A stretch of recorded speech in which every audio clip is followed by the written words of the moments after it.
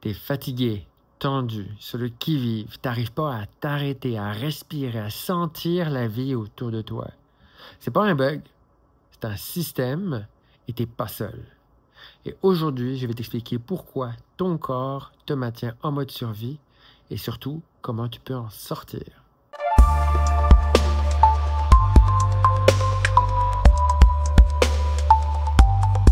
Le mode survie, c'est quoi? En fait, notre corps est géré par ce qu'on appelle le système nerveux autonome. Il régule la respiration, le rythme cardiaque, la digestion et les tensions musculaires. Et quand il y a un danger qui arrive, il active ce qu'on appelle le système sympathique. C'est en fait la branche du fight or flight, de l'attaque ou de la fuite. Ce qui fait qu'on se met à respirer plus haut, plus vite, notre cœur s'accélère. Bref, il y a plein de choses qui se passent qui font en sorte qu'on doit réagir pour se sauver, pour se survivre. Ce système, en fait, il est génial parce qu'il nous a permis vraiment de survivre jusqu'à maintenant, littéralement. Sauf qu'il a un problème, c'est que ce système-là n'a pas évolué au même rythme que notre société. Ce qui fait qu'on réagit à un courriel, un email à la même façon qu'on réagirait si un tigre nous fonce dessus. On réagit à une critique comme si c'était une menace de mort. On réagit à quelque chose d'anxiogène comme si c'était un danger réel. Et c'est cette petite chose ici qui s'appelle l'amygdale, une petite structure au cœur du cerveau qui agit comme une alarme. Elle scanne en permanence l'environnement à la recherche de menaces.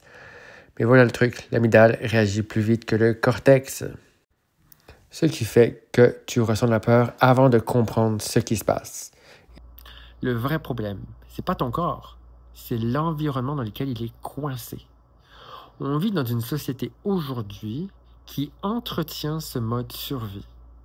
Que ce soit les gouvernements, les religions, les algorithmes, les médias, ils ont tous intérêt à ce qu'on reste en mode alerte. Pourquoi? Parce qu'un cerveau stressé ne se rebelle pas. Un humain fatigué est beaucoup plus facile à contrôler et un esprit divisé consomme plus.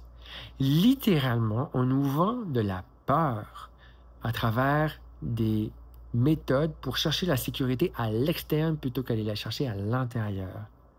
On nous ment, on nous maintient dans ce système-là et ça nous pousse à nous comparer, à nous juger, à nous rebeller les uns contre les autres. Résultat, on ne vit pas, on survit. Mais voilà la bonne nouvelle, c'est qu'on peut sortir de ce système-là. Et on a l'un des outils les plus puissants à notre disposition. Et il est tout le temps avec nous et je suis même en train de l'utiliser maintenant. C'est la respiration.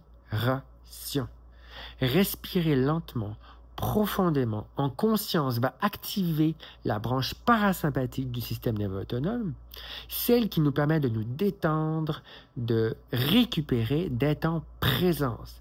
Respirer autrement, c'est pas juste relaxant. C'est un acte de résistance à un système qui nous maintient en survie. C'est un acte d'éveil qui va permettre une vraie, réelle transformation à l'interne. Le monde n'a pas besoin de plus de gens performants. Il a besoin de gens présents, reliés, incarnés.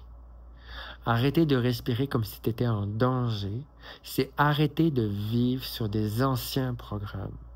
Respirer autrement, c'est permettre de dire à ton corps qu'il peut ressentir, qu'il peut créer, qu'il peut aimer, et cela en toute sécurité. Respirer lentement, c'est un pas vers ta nature humaine. Si ce message t'a parlé, respire avec moi. Tu trouveras dans la description une respiration guidée pour te sortir de ce mode survie. Et si tu veux aller plus loin, abonne-toi. Ici, on respire pour vrai. Et n'oublie pas, respire, ressens et vis.